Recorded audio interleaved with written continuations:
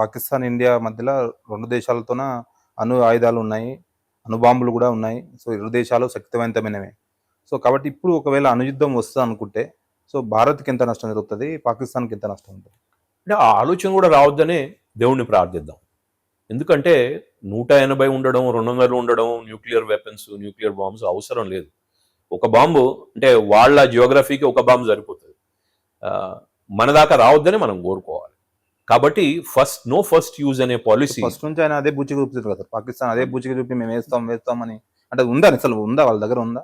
వాళ్ళ దగ్గర ఉన్నాయి. 180 దాకా ఉన్నాయి.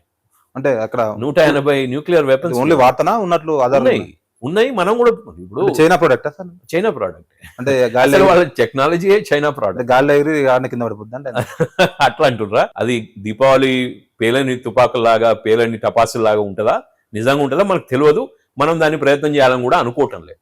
కానీ నేననేది ఏంటంటే ఒక రెస్పాన్సిబుల్ స్టేట్, ఒక స్ట్రక్చర్ ఉన్న ఒక దేశం, ఒక డిఫెన్స్ డిపార్ట్మెంట్, ఒక హోమ్ డిపార్ట్మెంట్, ఒక ప్రైమ్ మినిస్టర్, దాని కింద క్యాబినెట్, ఒక పద్ధతితో ఒక స్ట్రక్చర్ తో నడిచే దేశం అయితే మాట్లాడేదాన్ని కూడా పద్ధతి. అక్కడ అసలు మంత్రులకు వాల్యూ లేదు, మంత్రుల స్టేట్మెంట్ కి వాల్యూ లేదు.